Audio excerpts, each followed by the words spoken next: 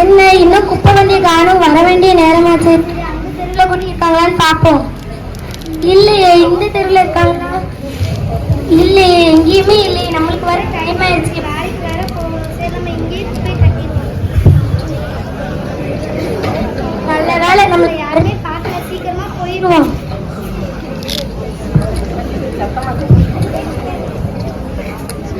குப்பை வண்டியவே காணுமேனும். எனக்கு வேற நேரம் ஆயிட்டு. சரி, அந்த தெருவில் இருப்பாங்களான்னு பார்ப்போம். இன்னும் இல்லையே. அசுத்தமான கழிவுகள் இது எல்லாத்தையுமே நம்ம மக்கும் குப்பையில தான் போடணும். இன்னும் சுருக்கமா சொல்லணும்னா, மண்ணுல போட்ட உடனே மண்ணோடு மண்ணா போகிறதுதான் மக்கும் குப்பை. இதனால் தோட்டங்களுக்கோ அல்லது வயலுக்கோ செயற்கை உரம் வாங்கும் செலவினை குறைக்கலாம். ஒவ்வொருத்தவங்களும் நினைச்சோம்னா இயற்கை உரத்தை வீட்டிலேயே தயாரிச்சு மாடி தோட்டம் அமைக்கலாம்.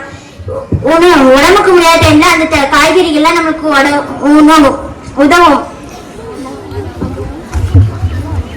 மக்கும் குப்பை நல்ல விளைச்சல், நல்ல பலன் தருவதோடு இயற்கை உரத்தினால் விளையும் பொருட்கள் நம்ம உடல் நலத்திற்கு நல்லது.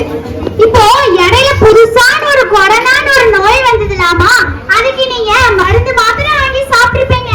ஆனா வீட்லயே நம்ம செடி வச்சு கண்டங்கத்திரி, வேப்பலை, தூதுவாழை இதெல்லாம் அவிச்சு குடிச்சு நம்மளுக்கு மருத்துவ செலவு மிச்சமாகும், நோய் எதிர்ப்பு சக்தியும் அதிகமாகுமா. அவன் இப்போ மக்கும் குப்பையை பத்தி சொல்லிட்டான். நான் இப்போ மக்கால குப்பையை பத்தி சொல்றேன். மக்கும் குப்பை பச்சை நிற தொட்டி, மக்கால குப்பை சிவப்பு நிற தொட்டி. இந்த சிவப்பு நிற தொட்டி, அதாவது மக்கால குப்பையை என்னெல்லாம் போடணும் உங்களுக்கு தெரியுமா?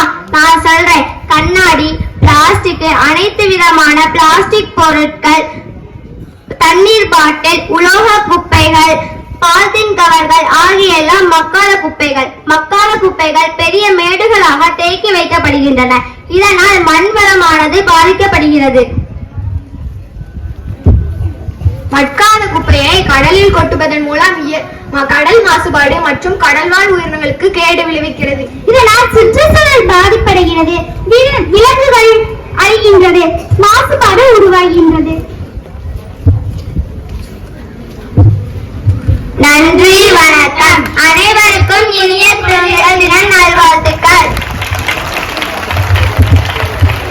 அடுத்து ஒரு அறிவிப்பு. நேற்று தினம்